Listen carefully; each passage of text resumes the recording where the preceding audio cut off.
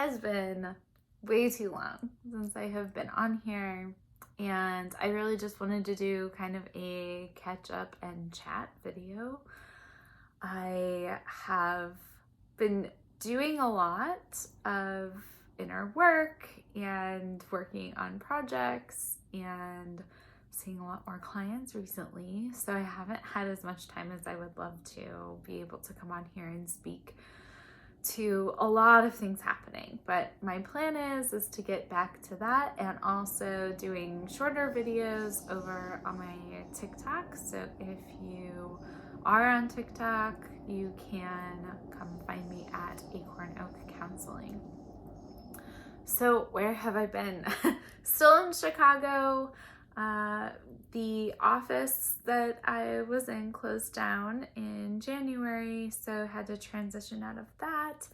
And I think that before that, it was just really like honoring the season of just being quiet and still, and doing a lot of meditation and inner work. But the thing that has been inspiring me to come back is I recently went on a trip, kind of impromptu, and really it all aligned. It had been a sold out program, and I just really needed to go do something else outside of Chicago.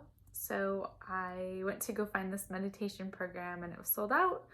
But there was this week of trauma training with Dr. Gabor Mate and Richard Swartz and Patty Eldridge, who had trained for a long time under Peter Levine. So a lot of trauma informed and different modalities kind of coming together to work together.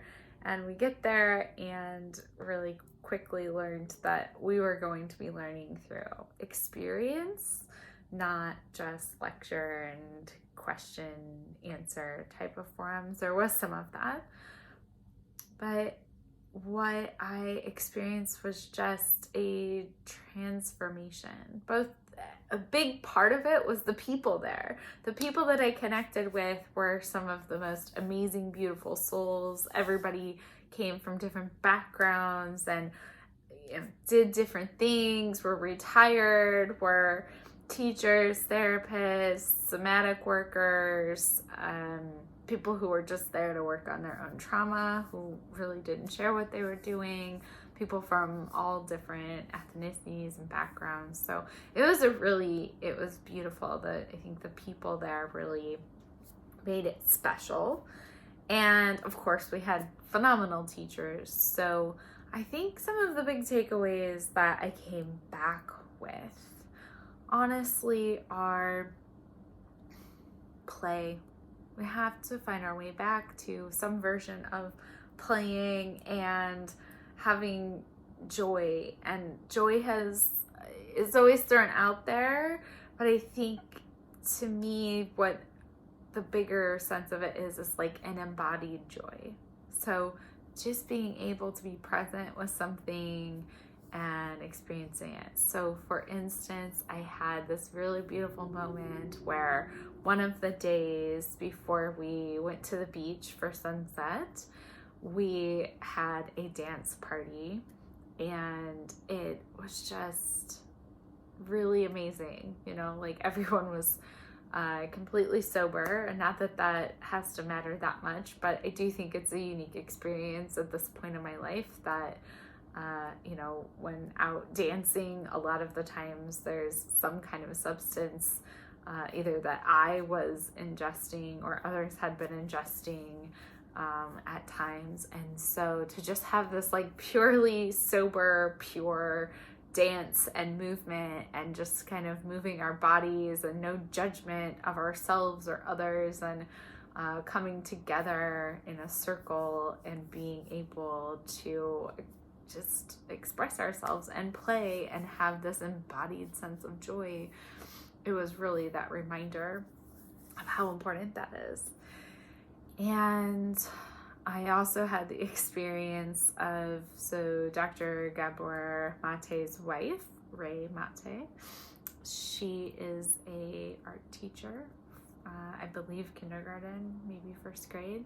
So just her way of being, and they opened up a little art studio that week, and she was there in the mornings, and just her way of expressing, like, oh, let me show you this really cool technique or things that inspire me. And we kind of laid all of our artwork out and saw, how things came to people, and realizing that we are, interconnected, and that we would see something that someone was doing and then it would inspire us.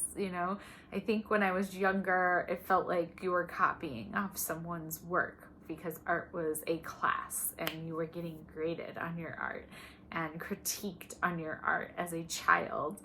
I hope that somewhere in the world that has changed. I don't know that it's changed everywhere. So I had expressed to her, like, wow, I really wish I would have grown up having an art teacher like you, because it was just so much like a self-expression tool. So I think that was another big takeaway, is being able to do something just for the joy of doing it and enjoying doing it, and just being able to express yourself in these ways in a very authentic and real way. Some of the other things, the major clinical things I brought back with me, is Gabor talks a lot about authenticity versus attachment. And one of the big nagging questions I had from the get-go was, this is all really great, intellectual, well-researched. I love his passionate inquiry way of talking and discussing things, but I sit with clients and even parts of myself at times that do not have the capacity or the resources to even hold space for that, or be able to integrate that information. And so one of the things I ended up asking in a session was, like, when someone is actually experiencing, so specifically, we're not children anymore, so we're adults, but going back into an environment, let's say with our families, where abuse or neglect had happened, or going into a scenario such as people, had been coming from Turkey, Syria, Israel, and the earthquakes happened the week that we were there, and people talking about, like, I'm going back to a place where if I walk down the street, like, a bomb could go off, at any minute. So how do people in circumstances where trauma is continuing to happen, how do they actually choose authenticity versus attachment when there's actual trauma or trauma wounds being exposed? And his response, at first, I have to admit, I was a little like, that seems too simple. But as the week went on, I discovered there's a lot of depth to it, is reevaluating our relationship to the relationship. So in authenticity versus attachment, what we're really talking about is that we're either showing up as our full selves, but a lot of the times when we were children or even in infancy, a lot of people experienced that their authentic needs or their authentic way of showing up was deemed unacceptable, or not getting their needs met that way. So they, don't show up authentically. They show up for what the attachment need is, because we're so dependent as children on our caregivers and our attachments. And so it's kind of an unlearning process with that, and trying to balance or navigate what does being able to be loved and attached safely, but also be able to be my authentic self. And I don't think that there are easy answers to that. And I think that it's a self-discovery process.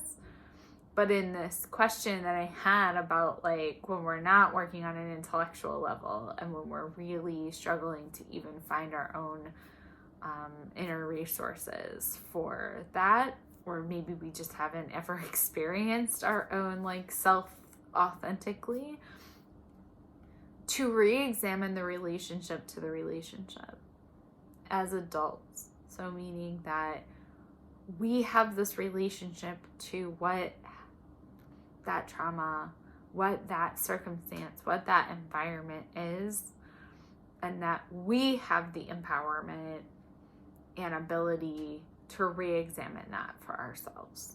So again, it's not the clear, concise, like, here's what you do answer. It's more of, I'm giving that here to kind of explore for yourself. I explored it for myself. I've explored it with some of the clients that I was thinking of when I asked that question when I came back. And I do find that people kind of are able to go inside and say, yeah, I do have this attachment, or I do give up my authenticity, and I do have a relationship pattern with that, and how can I examine that? And finally, the thing I want to mention today, just in the conversation and updating, is I had read No Bad Parts by Richard Schwartz, who created Internal Family Systems. And if you're not familiar with his work, there's a lot of YouTube videos, and his book is really great, and a lot of interviews that he's done. So I highly recommend that you go check it out. I was really blown away by hearing him. Just a very different experience of a teacher for me, and a lot of like safety and self-awareness that came through when he was talking about the theory that he uses, and even when we were doing meditations or when people would volunteer to go on stage and kind of show how this works and do some healing. It was just really, really powerful stuff. And so what I came back with is that I fundamentally believe this as a therapist, and really as a person, as a friend, as a partner, as a daughter, that other people have the wisdom about themselves. I'm never the expert on someone else. I have tools and skills and resources that I can share and ways to guide people into their inner wisdom. And what I learned from watching Internal Family Systems in action is really, I think it's the best and most core way to really get to know ourselves and get to know what's happening in ourselves in any given moment. And it really, again, emphasized this idea of like the relationship to the relationship inside of myself.